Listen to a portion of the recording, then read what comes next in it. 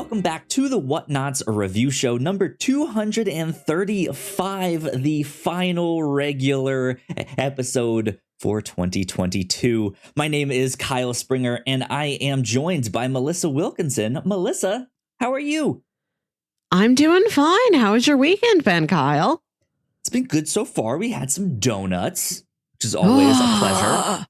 Right? They had some cinnamon donuts. They had the like regular glazed versions, and then they had their like cake versions, and they were so good. They were amazing. I liked them a lot.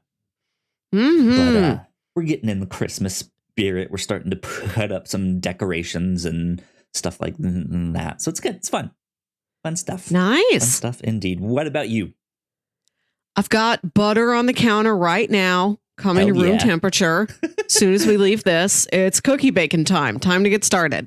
Yeah, that sounds awesome. What's up first? Are they all like sugar cookies, or are they like chocolate chip, or you mix it up? You all Today is the Spritz cookies, the ones I make with that gun. Where you like ka-chunk the dough onto the sheet in like a little shape like it's Play-Doh. I'm making those. Cool. Good stuff. Good stuff. If you did not know, here on the Whatnauts review show, each and every week we have a different story to talk about. Could be a comic book, could be a movie, an anime, TV show, all sorts of stuff. We read it, we watch it, we come back here and talk about it. My name is Kyle Springer. I already said I'm joined by Melissa Wilkinson. Hello. I think I already hit the social media buttons. You guys got them a second time there. I'm all over the place this morning. But today, we are here to talk about Snow Day. Snow Day. I am so excited to be able to talk about this movie. I was looking for a movie to pitch this week, and I was like, I don't necessarily want your like typical holiday rom-com thing, but then part of me was also like, well, I should get the new thing, right? Like I should get that new like Will Ferrell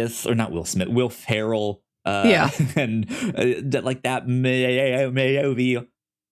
And so I was scrolling through a bunch of streaming apps, and I went into HBO Max's like holiday like hub. Like, hey, here's all of our holiday stuff in here. And I was just scrolling and scrolling, and I saw it. I saw Snow Day. Yeah. And I went back to the year 2000. I was 10 years old. I was like, man, this movie, I remember this. I used to love this movie. And I had not thought about it like a day since I was 10 years old. I probably watched this movie a good handful of times, but yeah, it was just, life just kind of buried it, and I completely forgot. So when I saw it, I was like, oh my God, I need to pitch this. So I'm thankful that this is the one you picked. Yeah, I think this is truly inspired.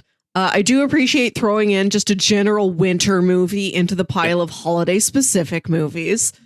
This one, it could be good anytime. We could have watched Snow Day all the way up through March, but this is a very fun thing to end the year on. A nice nostalgic look back. Yeah, I remember this movie fondly.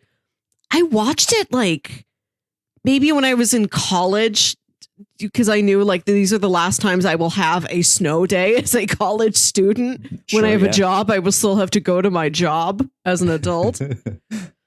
Also, you're an only child. Then I have a brother who's around my same age, and we will like focus on things and quote them at each other. So I wonder if just the fact that there's not another child around to remind you of the movie makes these movies sink into your memory pit where you forget about them for 20 years. Maybe. I don't know, because like there's certain like Disney Channel original movies that I like remember, like Johnny Tsunami, right? I loved that one. Motocross, Smart House, like all like there's a bunch that I remember or have like fond memories of watching them, or specific scenes, or like a certain line.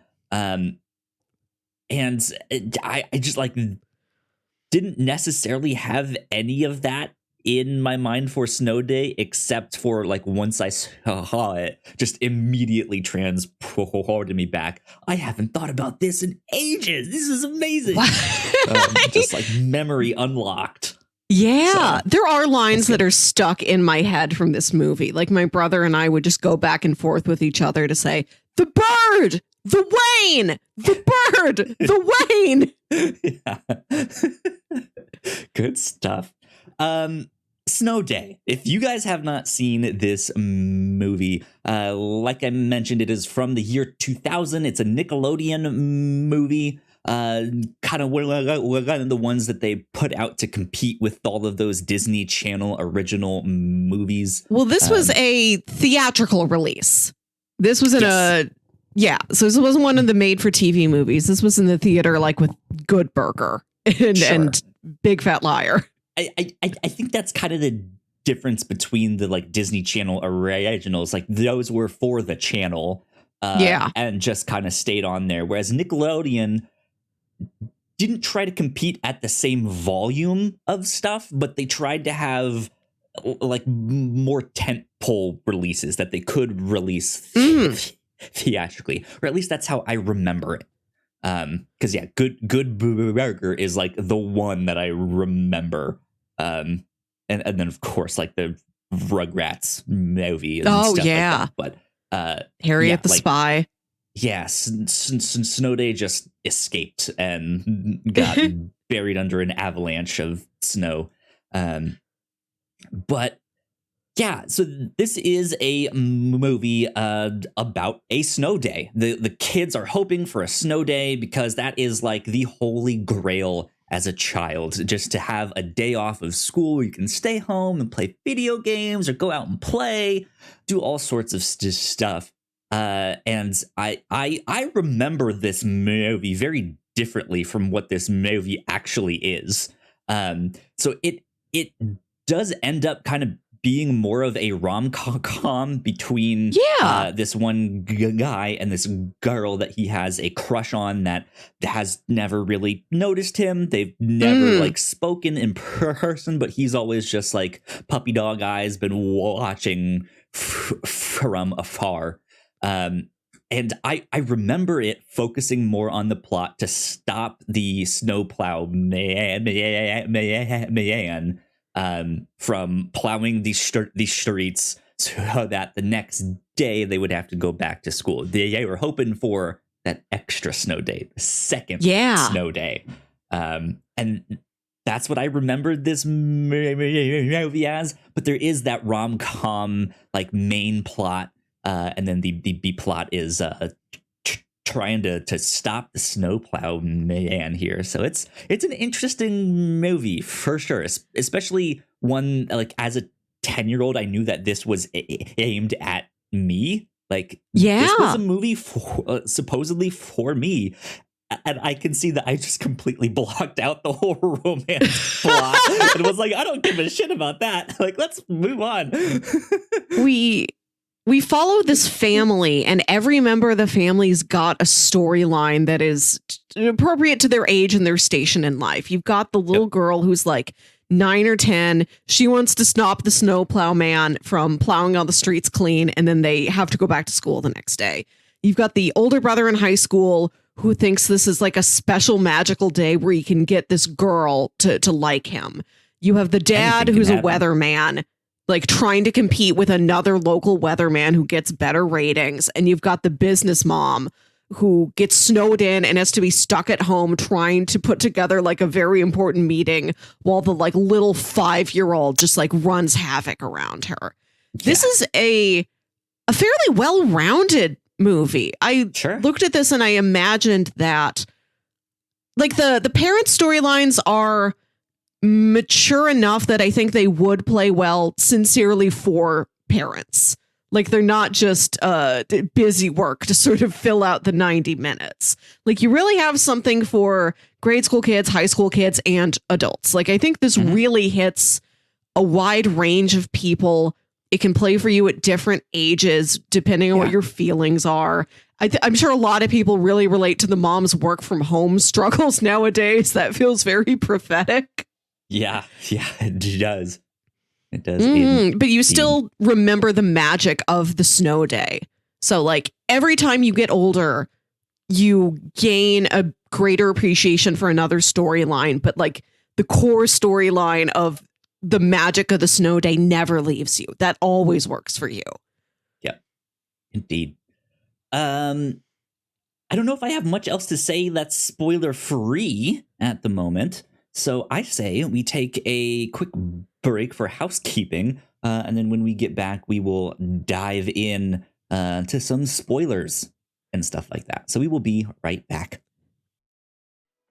We put a lot of hard work into the shows that we make, and yes, we make multiple different shows here at the Whatnauts, and we'd love it if you check them all out. You can find out more information on our website at thewhatnauts.com, as well as your favorite podcasting platform of choice. When you type in the Whatnauts, all of our shows will pop up right there. Just don't forget to give us a nice rating and review if you like the shows. If you want to support what we do here at The Whatnauts, patreon.com/The Whatnauts is the best place to do that. You can support us for as little as $1 a month. You can get all kinds of exclusive content at the $3 tier. You can also get a shout out and a thank you on all of our shows at the $5 tier. You can support us on Twitch by subscribing to our channel at twitch.tv/The Whatnauts, and we would love to have you all join us for our live streams and talk with us in the chat. And lastly, we have merch. If you'd like to grab yourself a shirt or a sweatshirt or a mug or something else, go to thewhatnauts.com/store to pick up some merch today.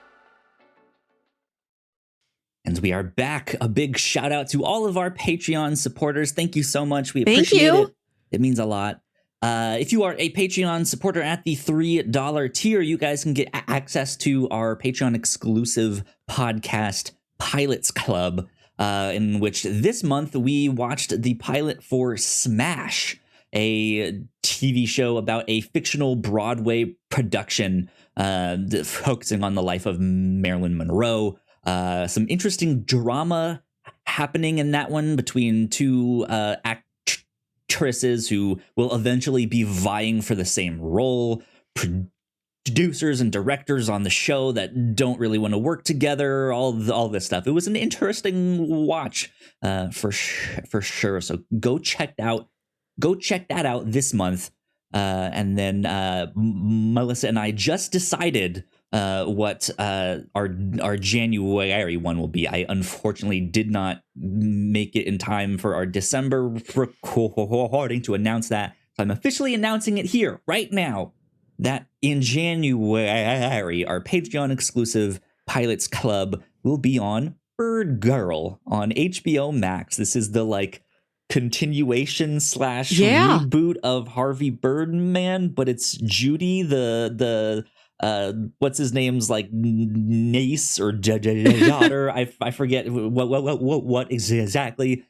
She takes over the company, and it's a brand new show from her perspective. So be on the lookout for that as well.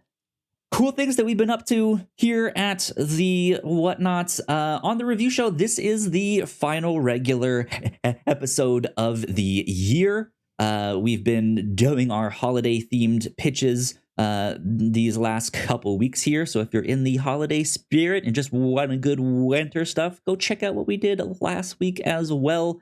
Next week, we will have an episode coming out on all of our feeds, but that'll be our anniversary retrospective. I think this is our 7-year anniversary retrospective. Wild, crazy stuff. There's going to be awards. We're going to be looking back on all the things we did. We're going to be hanging out and eating pizza. I'll probably be getting tipsy on that Sunday morning or something whenever we're recording. It's going to be great. We'll have a blast. So yeah, be on the lookout for all of that stuff. On the Captain's Log, we also just did our Rotten Tomatoes movie predictions, and that was a blast. We always have fun with that one. One of my favorite times of the year is when we get to do our movie predictions. So go check that one out as well. But that's about it for housekeeping right now. So let's get into spoilers. Okay. Spoilers. Yeah, I completely blocked out that there was any kind of romantic plot in this movie at all. Like, when I saw it on HBO Max and the memories flooded back, none of that was it was in there. I like, for some reason I remembered this movie being more of like an operation to stop the Snow Plow Man. This like Ocean's 11 style, like, we need to figure out, and then Team 2 will do a pincer move here, and we'll stop him there, and that's when we'll use our snowball machine to do all of that. That plot is kind of in here, but it's much smaller than what I remembered, and that to me is fascinating. That, like, I have just this revisionist history of what this movie is, that I, like, as a young 10-year-old boy, of course I didn't care about the rom-com plot of this. And I was more like, yeah, down with the Snow Plow Man.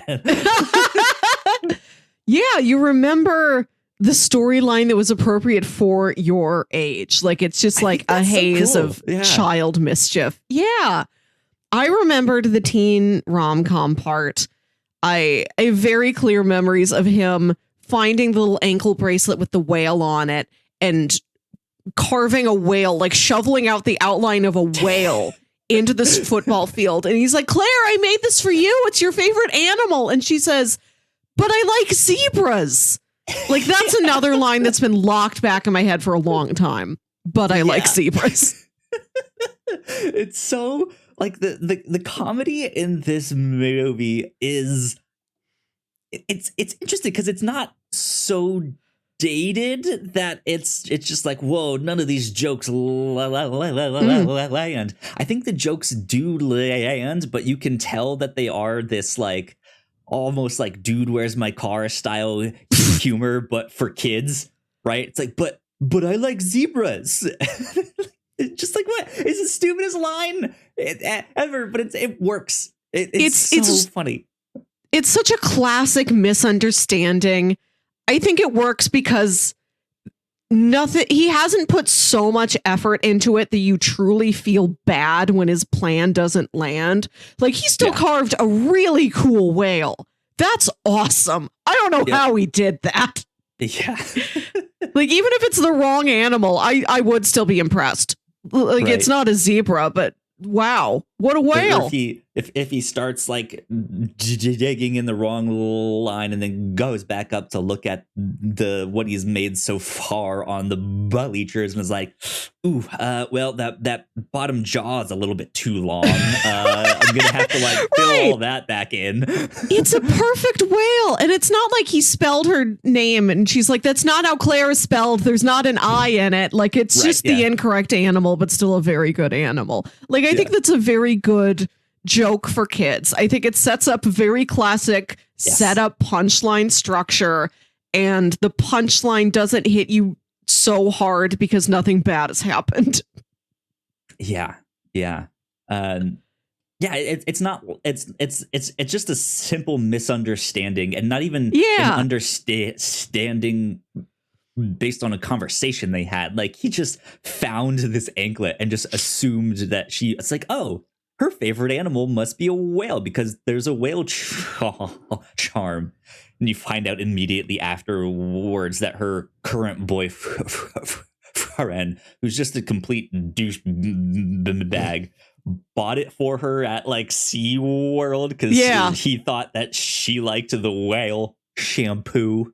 He's just like, no, that's like, a good joke. I know it's shampoo. Like, what?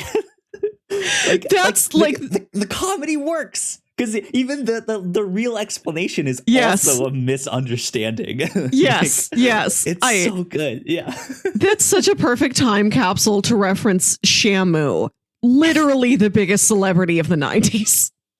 Yeah.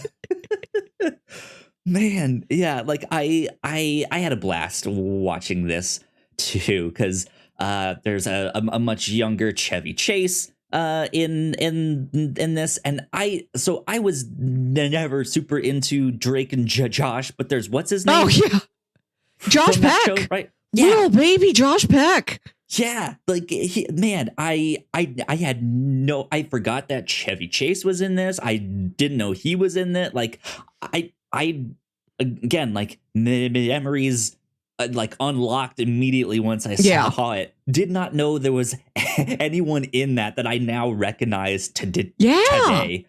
Even Claire, the actress that plays her, she's in Superman and Lois, the new CW HBO Max version of that. She's fantastic in in that too. Which is I was just like, I recognize her. Oh my god. There's a pretty solid cast in this. I did go through and check out like where some of these actors went. The main actor, the teenage boy, Hal, he's Stephen Stills. He's the leader of Scott Pilgrim's band in the Scott Pilgrim movie. Yeah. And one of Claire's friends, she's got those like 3 friends you see around her, and they don't get like a lot of personality or names or anything. One of them is Catherine Isabel, who's in season 2 of Hannibal. I just finished season 2 of Hannibal finally. You remember the girl with the really creepy brother? It's her. Vaguely. She's so good in Hannibal. Interesting. You remember like the rich family who has like the pig farm. Oh yes, with the creepy brother and the sisters trying to escape him. Farm there, right. It's her. And I'm like, wow, even in this like tiny, minuscule role where she just like makes judgy eyes at people and is the judgy friend. She's very good. Funny. That's funny. Yeah. Even the mom, I know the mom from somewhere. Jean Smart. I've seen her in a bunch of stuff. But like it just like did not remember the cat. Like, it's so weird to me that I had all those memories just come rushing back, and then upon watching it again, being like, I actually have no idea what this movie is. Like, it's not what I thought it was. It was just was an interesting experience for me to watch this stuff. Yeah. I do want to say, I think it's very funny that we could have watched the perennial classic National Lampoon's Christmas Vacation starring Chevy Chase, but no. We're watching this very forgettable entry in Chevy Chase's career. Yeah, absolutely. Probably to like, hey, if I can get in good with the kids, maybe that'll ensure my career will, last another 10 years or so after that. But anyways, let's see. What should we talk about next? I want to talk a little bit more about that romance subplot in that. Let's go for it. I like that Hal trying to woo Claire. He is very sincere about it. It's kind of a fine line between him genuinely paying attention to her and noticing things she likes and characteristics about her and admiring her and being very obsessed with her. But I think it's fairly wholesome. He notices things like, this is her favorite flavor of gum. I saw that she has that bracelet. I can work backwards and imagine that's her favorite animal. Like, he wants to do these very nice things for her. And it works. I like that it works on her. She does like him. She does notice him and realize, oh, he's pretty kind. He's pretty attentive. And he's way better than Chuck. But Hal's friend, his female friend who's like following him around all day, kind of making fun of him. Like, come on, Claire's never going to notice you.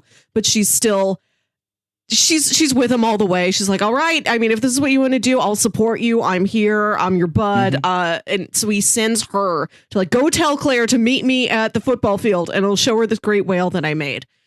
She's talking to Claire and telling the story about why she likes Hal, why she's friends with Hal. And then Claire realizes, oh, you have a crush on him. But I don't know if you have a crush on him. I don't know if you've ever acted on this. And so later when Claire tries to kiss Hal and he doesn't react to it the way she thinks because he had just kissed that girl. Like, she had reached out and kissed him. When he tells her that, Claire's so happy for him. Like, I think that's a really sweet moment that you've got these two girls who have no animosity or rivalry against each other. Like I should have looked up the female friend's name. Will you do that for me real quick? Yeah, I don't I'm remember. looking it up here. She likes Hal.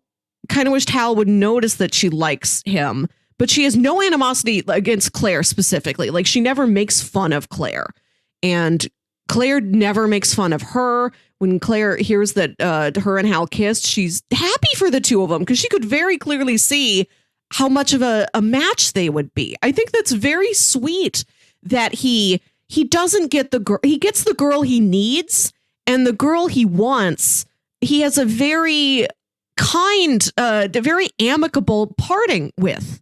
I like that those two did become closer, and maybe they're friends now. Like, he gets his friend becomes his girlfriend, and this like distant crush just becomes a nice friend, a nice confidant he has in his life. Yeah.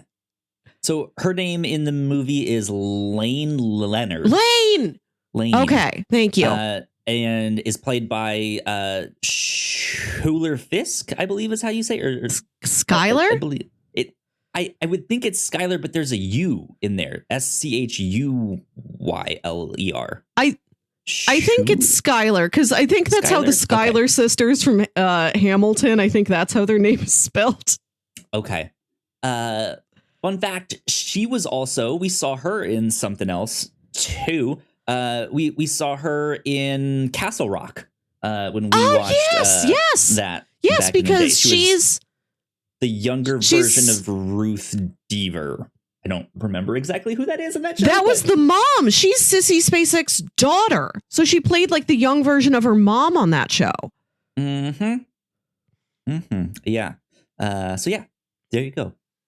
Fun fact. But yeah, I like her in this too because it is that, like, she's not competing against Claire. She is very much that best friend, like one of the guys, kind of Tom girl best friend that's there.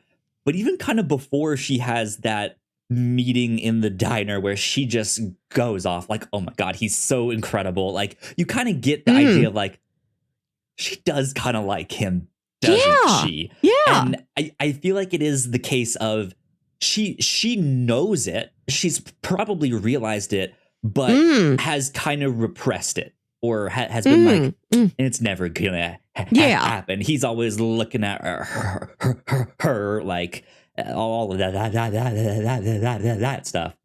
And then I think because of what he is doing, all of this, like, it's a snow day, anything can happen, there's like some kind of magic here in a snow day, all of this stuff, and the lengths, like I think she's also kind of realizing, like, why don't I do the same thing?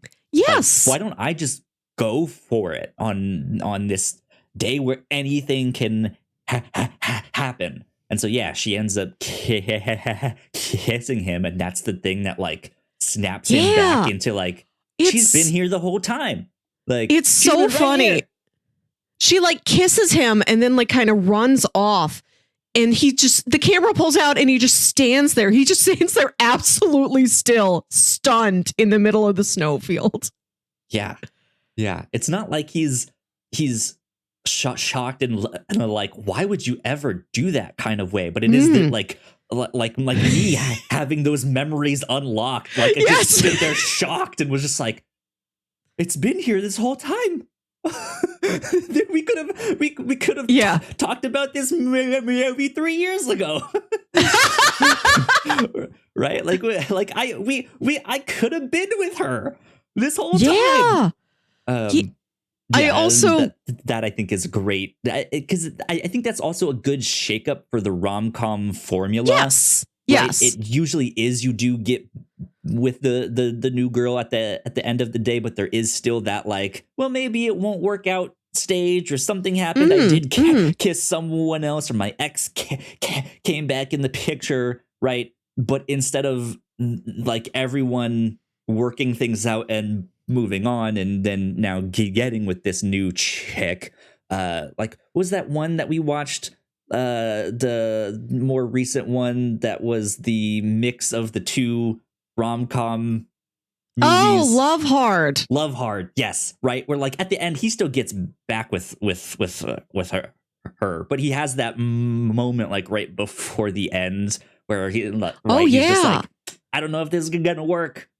Like everything got found out and all that stuff. This has that kind of moment, but at the end he's like, actually no, like she has been here the whole time. Like that's what this is about, not just going after the hot girl, but the one that I genuinely enjoy spending time with. And I also really like that this isn't the storyline where you get the girl you want and you realize not just that she isn't right for you, but that maybe she is only looks. Like she's very shallow, she's vapid, like she has, besides a pretty face, there's no reason you would stay with her. I like that he goes to Lane, but Claire is treated very respectably. Like Claire has a lot going on. She isn't just the hot girl. Like I like that she's super into diving. Like that's a really specific hobby and activity and sport for a girl to be into. Like she's got this athletic prowess, this athletic dedication to this thing she likes to do. She's pretty well rounded. And I really appreciated that like nobody in this love triangle got the short stick. Yeah. I also love when he's like, it's a snow day. It's a magic day. Today's the day I can get Claire to notice me. And he like comes over the hill towards her house and every other guy has had the same idea. And somebody's like, yeah, there's guys here from Rochester and they're all waving signs around. Yeah, it looks like some big protest, but it's not. It's all to just be like, date me, pick me. It reminded me of that scene in 8-Bit Christmas where there's the one kid in town who's got the Nintendo Entertainment System and all the other kids are on his front lawn trying to convince him to let them be the one to go into the house and play with him that day. Like, I'll trade you my G.I. Joes. I've got $50. Yeah, exactly. That's exactly it. Yeah, I liked all of that because that's another like, it's not a joke you expect in a rom-com movie, right? But it makes perfect sense for a kids movie to just do some dumb thing like that. But then to mix that into the rom-com plot is like, this is actually really funny. Like, why hasn't another rom-com done something like this where there's just a gaggle of like random guys just being like, pick me, date me, notice me, senpai, right? Pick number 2, my lord. Right, exactly. Like I think was a great move. I like how they mix in the plot with the weatherman dad. Yes. Like they're outside her house and to like ignore her ex, she turns up the volume on the TV. They notice it's the news station that his dad is on. So he's like, I'm just going to go visit wherever my dad is. And then just steal the mic and get on and be like, Claire, I love you. Notice me. And he does that and it works. I think that's an interesting turn of events. I don't know how he gets there so instantly and so quickly, but hey, who cares, right? Yeah. Movie magic. Movie magic. One of my favorite bits of movie magic is to talk about the dad storyline. They're in Syracuse. The entire movie was filmed in like Alberta, Canada, but they tell us it's Syracuse and they say it's a 3-network market. He's on the lowest rated network, so he has to do all these dumb stunts. Like, it's surprisingly warm today, so he's wearing like a Hawaiian shirt and a big straw hat, and he hates it. He finds it humiliating. Yeah. And he cracks the incoming storm before anybody else. But then the big newscaster in town, the big weatherman, Chris Simmons spelled with a Y and a Z. Like he's taking all the thunder. He's like, here, Chris Simmons. Of them. Let's Nickelodeonify this name. he's like, I'm always I'm on the ball. It's Chris Simmons, the man you can trust. And he's going around town. He's got all these fans, like kids want his autograph while he's hosting the news, while he's standing in a snowy field telling you about the snow. And like every time the dad goes to another winter activity, Chris is there. And they go to where like these Boy Scouts are doing ice carving, which is so funny that like this storm took everybody by surprise. But already we have our winter activity set up, put the giant ice blocks out in the street. The boys are going to carve them. They're all like perfectly pristinely carved, and they're so huge. Like there's no way these like little 10-year-old Boy Scouts could do this. It's so subtle. Like I don't think that joke ever hit me when I was a kid, but I think it's so funny now that one of the boys made like a 12-foot tall perfect ice sculpture of Chris Simmons. Yeah, and he's so mad, and that like, why would you make a sculpture of him? Like, don't do this. But then when the sculpture gets knocked down, the kid is like genuinely heartbroken. It's so funny because it's like over dramatized in this like no Chris no but it's just an ice sculpture. That's the funniest part about this movie is that low key every child in this area is a perfect craftsman.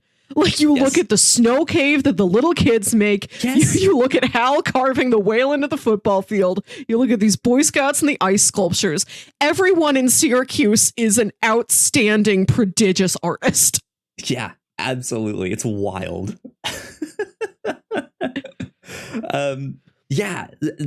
So we talked a little bit about the rom-com plot. Let's talk about the B plot of destroying the Snow Plow Man. Because that is the thing that I remembered from this movie. I'll tell you what I completely forgot about. I remembered this plot fairly well, but I forgot that they keep putting in a fake fart noise over all these shots of Josh Peck. Chubby little Josh Peck. God, that is maybe the one joke that is just like, okay, this didn't work out so well. Right. Like I get it. Fart noises are funny, but why always on the fat kid? Right, exactly. And it's like maybe you get one at the beginning, but as the day goes on and he keeps farting, it's like this kid has not eaten anything. He's just stuffing himself with snow. He's just out having a snow adventure. Ketchup, but that's it. Right. He just had ketchup and snow. I don't know why he keeps farting. He might be ill. I'm worried now. Of course they get this huge snow day. It's a giant blizzard. There's this scene where they open the garage door and there's just like a sliver of like you can actually see out there, right? So it is like feet of snow, multiple feet of snow. Which man, I remember it was like it must have been like 1996 because I remember we got a big snowstorm then. We went outside of our little townhouse to go shovel our sidewalk and stuff, and my dad put me on top of the snow in our front lawn, which lawn is overstating it. It was a patch of grass, right? I've seen those. Stood me on top of that stuff. I did the most like cartoon thing where I was up there for like 2 or 3 seconds, looked around, and then just fell in completely. And it was like up to my head. Oh my God. Because I was only 60 years old. So it was like 2 feet of snow, like 3 feet of snow, but enough that like, boom, I was like, oh, Dad, I can't sit it. Right. And man, like just like I remember like even as traumatic as that was, man, snow days were the best. And I lived in a cul-de-sac that they plowed all of the snow from our neighborhood like down into that cul-de-sac, and so we had the like giant snow mountain at the like bottom of our cul-de-sac. And it was never as cool as we hoped it would be, because it was always the like dirty snow. So it was like brown and black and all sorts of stuff. And it's just like, this is not fun. But yeah, man, we like, that is the worst thing, to like have everyone like plow all of the snow, and then it's like, well, back to school tomorrow, and it's just like, no, I had a snow fort that I wanted to build here. Yeah, and that's exactly how these kids feel too. They're like, how do we make this last as long as we can?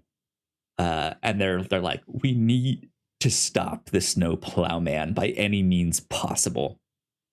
And so yeah, they fake Josh Peck's death. They like put him out in the middle of the road with ketchup all over his shirt, and while he's investigating this kid just lying in the middle of the street, they are hoping to like break his snow plow somehow, or steal it and go joyriding. But they end up stealing his pet bird.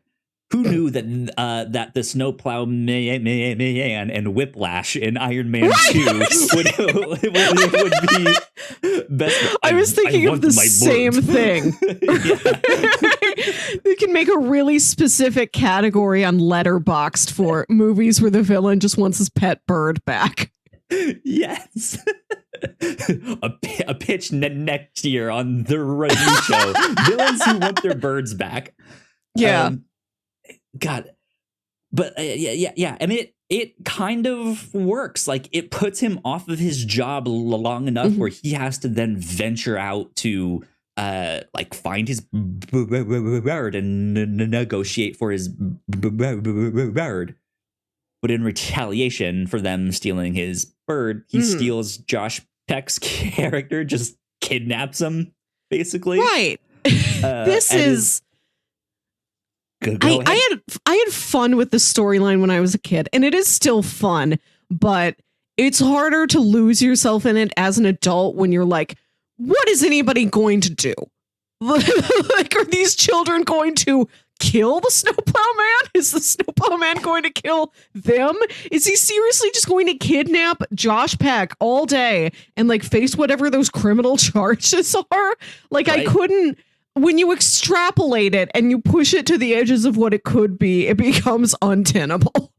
Yeah, it really does. But they make that trade, and you already said the line from when they're being like, you first. No, you first. The Wayne, the bird. The Wayne, the bird. Which is so funny because the bird has a name. Her name is Trudy. The kids know her name is Trudy, so they could be like, we'll give you Trudy if you give us Wayne. But instead, Trudy is reduced to the bird. And Wayne is reduced to a noun. He's the Wayne. He's only collateral. He's ceased to be a true human being.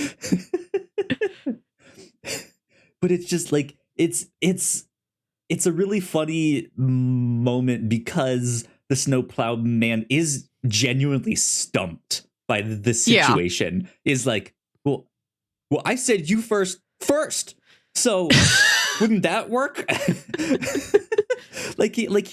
he by all means should be smarter than these kids. Yes, and that is kind of both the stereotype and the joke here in this too. That he's just a dumb snowplow man, right? He has this thankless job that no one likes. He's the gross looking human that just has this real dirty job. He's like a garbage man, right? Like, no one wants to get near him.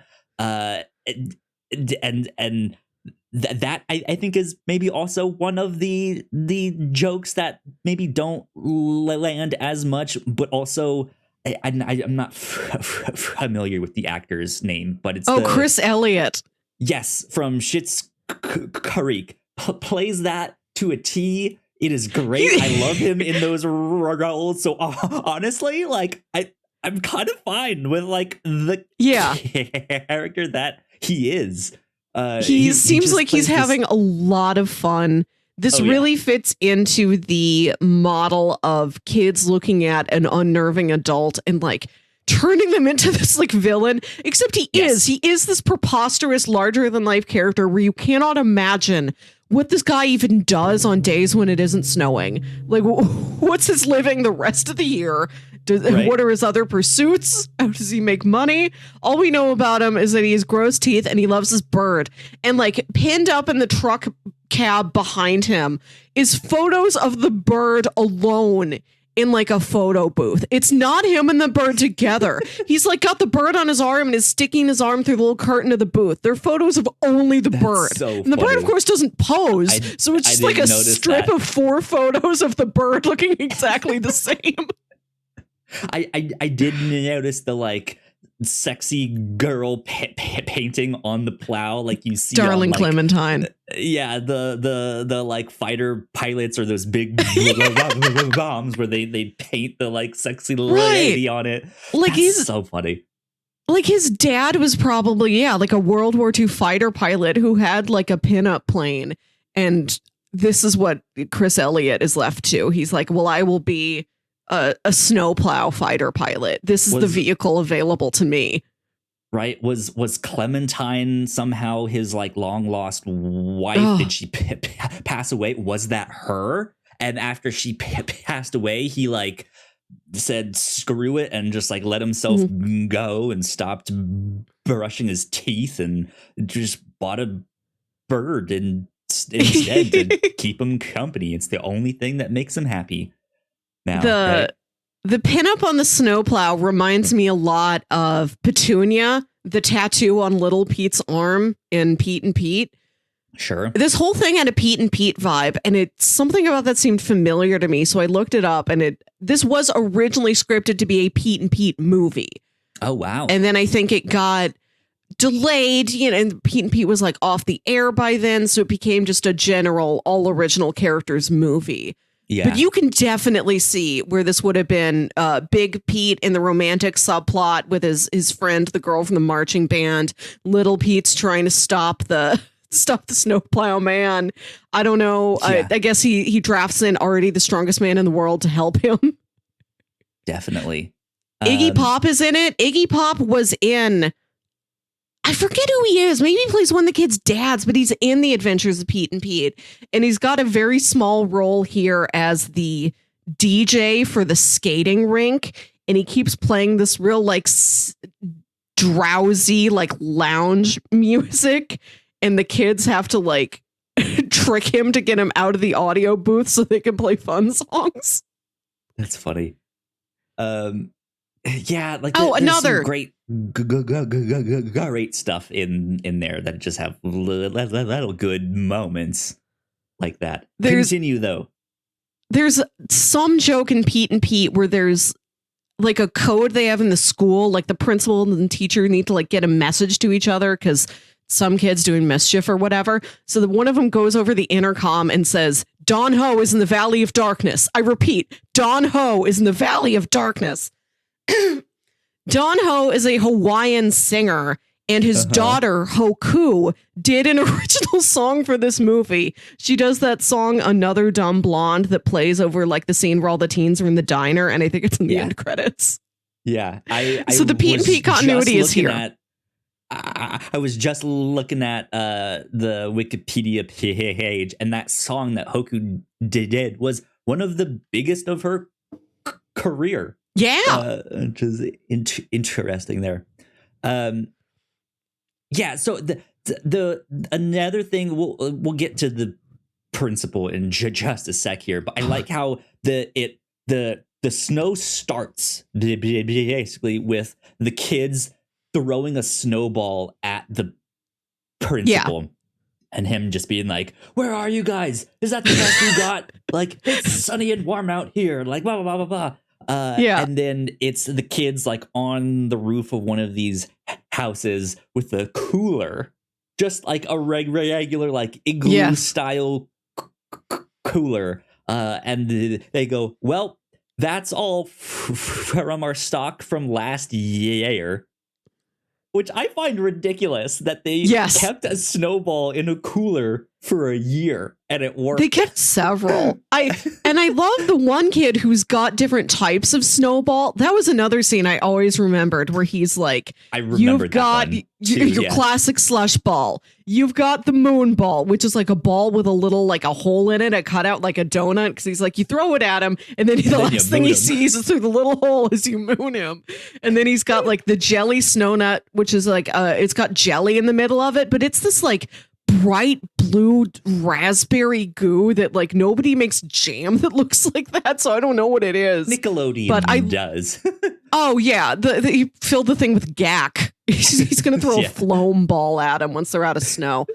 But yeah, I love the breakdown and the strategy and the technique of different types of snowballs and how to preserve them and how to attack your principal with them. For real. One time, I was with my family for vacation. We all went to Montana, Big Sky country, to go snowboarding and skiing and all of that stuff. And at the hotel we stayed at, they had a heated indoor and outdoor pool, and it was all connected. And in the outdoor part, you could be in the pool and it'd be like 0 degrees outside, and you're just like, this is amazing. This feels great. But snow would be like right up to the edge, like you could reach your arm out and get snow. And so we decided to have a snowball fight in the pool. Yes. And we realized that if we got a snowball and we packed it tight enough and we dunked it in the water really fast, it actually froze. Like it became more solid and it hurt more. So that's what we ended up doing. It's just like these ice balls of just like, take that. It was good. It was fun. But that is like what we also did as kids, right? Is make these different kinds of snowballs, right? I'm just like, here's a big one, here's a giant one, here's one that is extra packed. Here's one you have to use the black snow. Here's one in a bag. It's all yellow. That one's self-explanatory. Yeah. Man, yeah. That's one of the scenes that I remember. But then they have this running gag throughout the film that the principal is just being bombarded by all of these snowballs wherever he goes. You can't escape it. And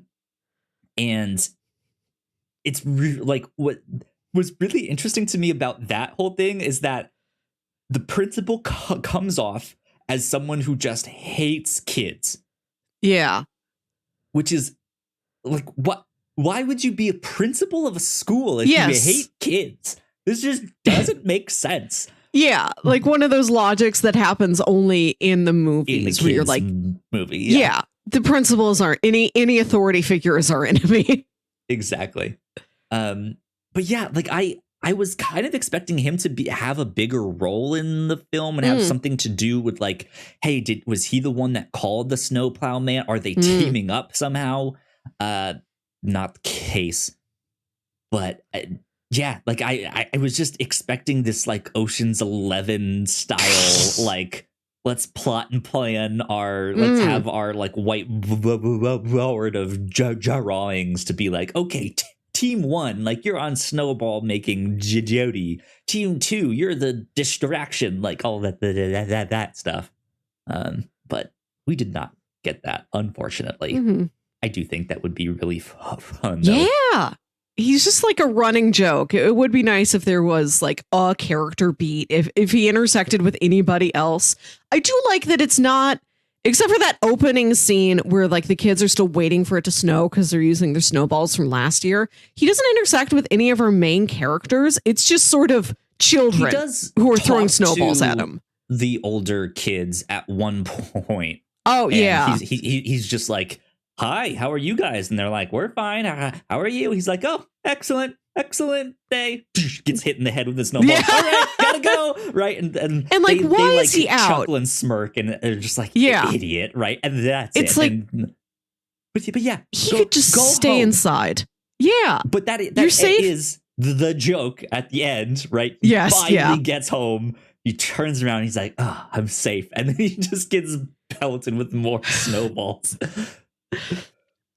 As we come to a conclusion, we need to talk a little bit about the final storyline, which is the mom stuck at home with the little boy.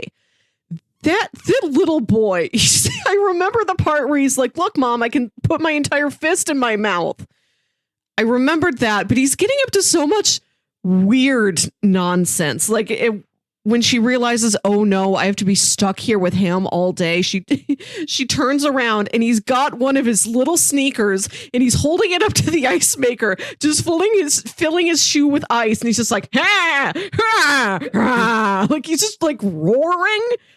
She to try and distract him. She's like, you can have the paint set I got you for your birthday a whole week early. And he goes upstairs and he paints it. And then he comes down painted just all blue, paint. Yeah. just in time for Avatar: The Way of Water. And he's still just roaring at her.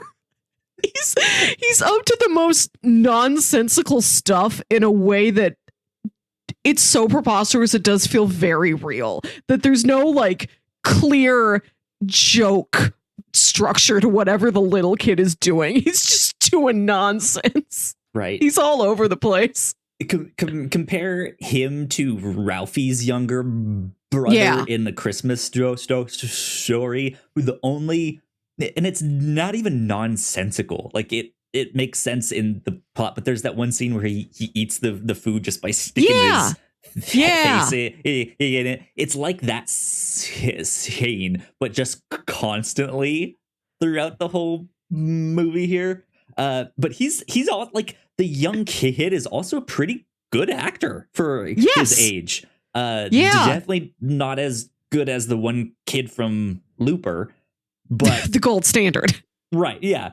But like there's the one scene where they're outside and he's starting the snowball fight with his mom, and he says one line and then she charges at him and he screams. But he just, the way he delivers that line, the way he screams, he is having a blast. He's having so much fun, and it is so believable. Like I don't know how they filmed that, if they just had a big snowball fight and hoped they got the right stuff that they could stitch together, or if he did have that there was like that one line he did have to say. But like, man, just the genuine joy on his face is incredible. And the mom just instantly recognizing that and just being like, you know what? Screw work. It's a snow day, right? Like, let's just have fun. Let's have a snowball fight. Yeah, like she goes out there. She's like, all right, patching the business into my phone. Like I'm not on my computer anymore. I'll do it over the phone. And she's like wading through the snow outside, trying to get her little boy who snuck out, trying to get him back inside. He starts throwing snowballs at her and she like drops the phone and she like retaliates and she just sort of falls into doing it. And the cell phone falls into the snow. It's a and again, story. like the thing with the zebra where nothing much has really been lost in that joke. You can imagine that she can still get this business call to go through, especially with the way technology was in 2000. She can just be like, oh, I couldn't connect. It was a technological issue. I'm sorry. We really tried. I couldn't receive your call. I'll be back in the office on Friday and I'll talk to you then. Like there's, you get the, like, if you do still, like, you still want the mom to succeed at whatever her business thing is. Because even if it's, she is kind of a workaholic, you do want her to be successful at least at the job she's working at. Yeah. And you can imagine that deal might still go through later. She was trying to do some kind of like video call. On the in the year which 2000. is incredible. Yeah. Above her time. On a laptop back then probably wouldn't have worked really. And I think she's calling a company in China. Yeah. Like it's not unheard of back then, but still would have been like, that's not something you do just at home on a snow day. Yeah. Like that was high tech back then, which nowadays most of us can do that stuff, but Yeah. still, yeah, just like she can just be like, hey, I'll see you in the office. Like, Yeah. we can like, it's a snow day here. Like, it's just not gonna work, and they just kind of have to be fine with that, because that's just how the world worked back then. Like, Mm. I don't know, but good stuff there. Yeah, this was a very fun rewatch. I think the film ages fairly well, and like I said earlier, I think it is well rounded. I think it is a movie that does kind of grow with you because of the age range, because you spend a decent amount of time with the parents as you do with the teens, as you do with like the little kids. Yeah, exactly. Well, let's see here. I don't think I have really anything else to say for Snow Day. No. So that should wrap that up. We don't have any kind of bingo update. I just looked at it. But we're done.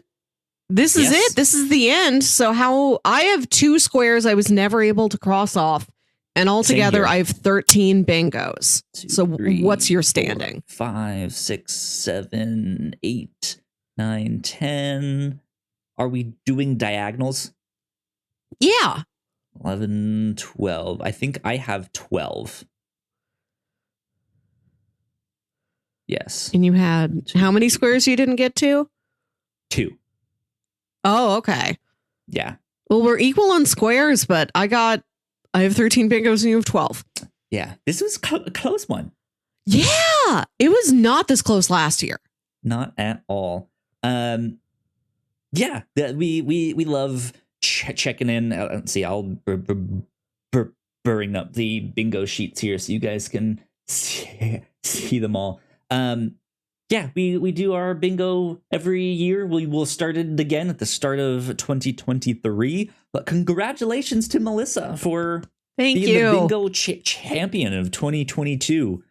I don't remember if we decided to play for anything. I think it's just fun, but I don't know. I think last year was either way. I think last year was a pizza bet, but I don't want to hold you to that. Because I also won the last game we played last week. I do owe you some pizza.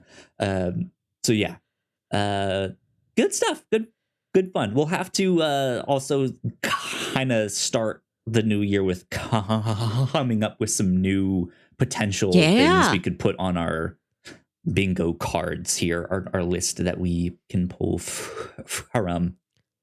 But there you go. That is bingo. Where'd my mouse go? Where is it? Minimize that. There we go. Okay. Recommendations. Melissa, for people that enjoyed this, what else would you recommend? There's a part in this movie that I did completely forget about, where the little girl is playing with her older brother's action figures, these sort of generic comic book superhero type action figures.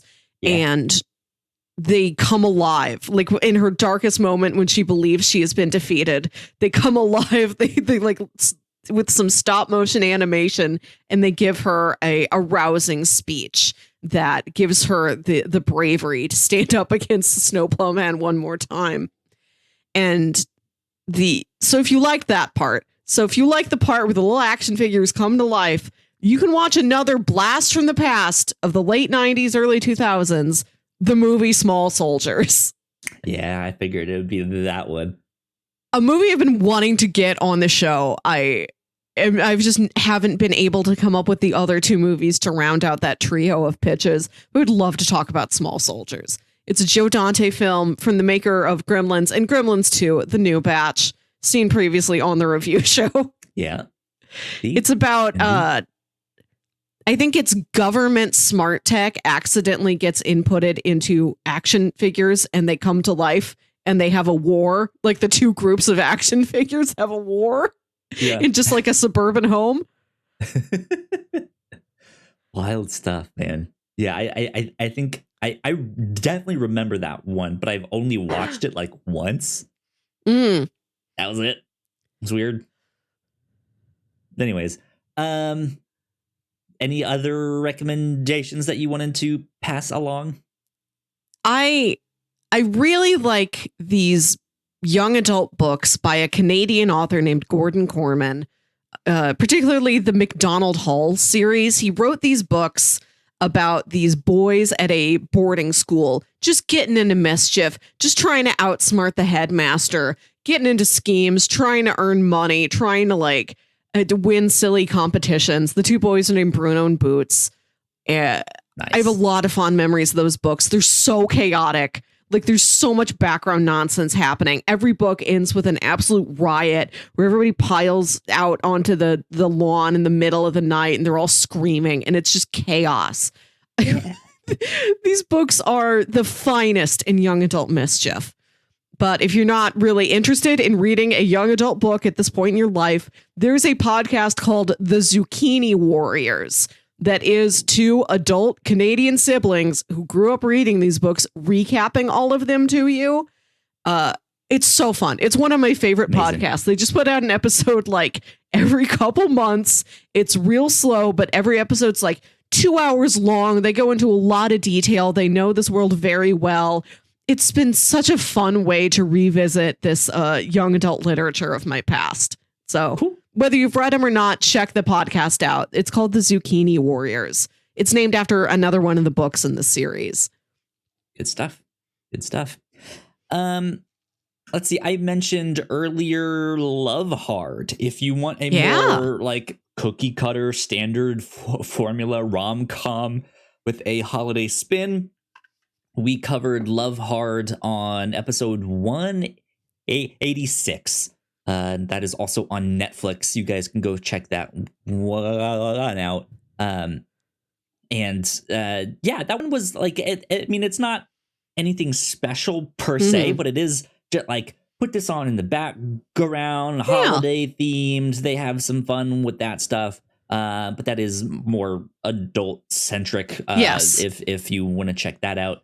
My partner and I also just rewatched the first Santa Claus movie yesterday. So I would recommend that one because that also there's the magic of the elves and all of that stuff that's happening. Best elves. But then I also forgot that they have the ELFS, this elite SWAT team of elves with jet packs and stuff like that. That I completely forgot was in that movie. So there is some shenanigans and stuff that's happening in that one. And that's a good holiday film too. So I would recommend that as well.